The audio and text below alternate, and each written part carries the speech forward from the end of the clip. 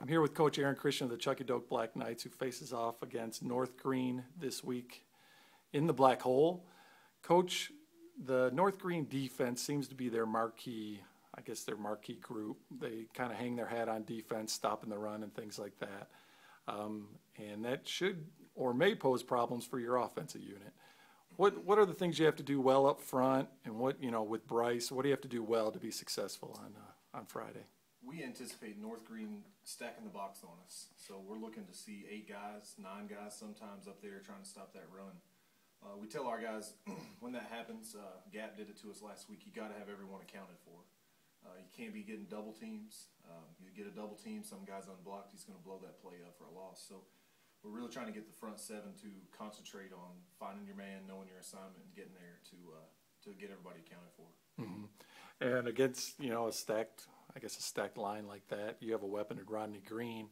How do you free him up against them? Well, when they're stacking the box like that, you're going to get matchups outside with that receiver, the one-on-one a lot of times. So, depending on the coverage that they're going to be doing, whether it's soft or pressing up on you, we like to take advantage of, if it's a short pass, we'll take it. If they're going to get up in your face, we'll try and go over top and make a big play happen with Rodney. Sure. And I guess in the trenches, you may have or it sure looks like you have a size advantage. You got some, I guess you'd say, some beef up front, been able to run the ball really well this year. What are you telling the kids up front so you guys can move the ball on Friday? We're telling them, obviously in our scouting report it says we should be more physical than them up front. We see it on film, even not just the size, but we coach our guys up to play aggressive and finish those blocks. We had some plays in that second half against Gap last week where the guys were getting to their assignment, making good initial contact, and then letting the guy go, and he's making the tackle after they let up on the block. So it's turning a potential touchdown run into a 5-6 yard carry. So sure.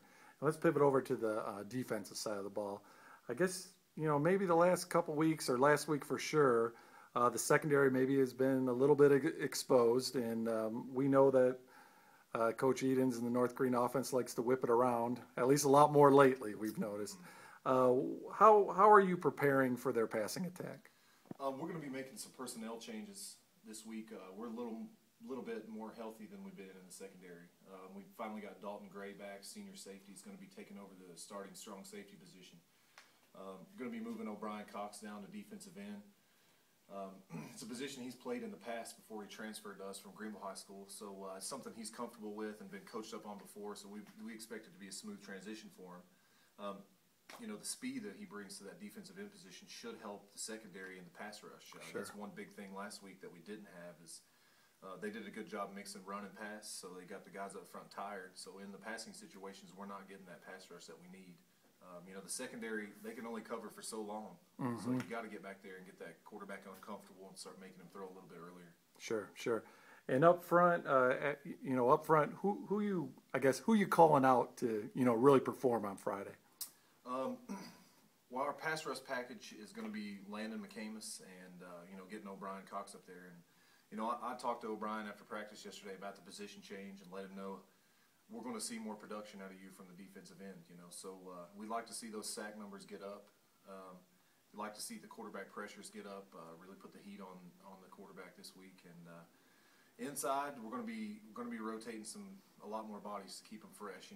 We're in a position with a lot of the county schools, we got to play guys both ways.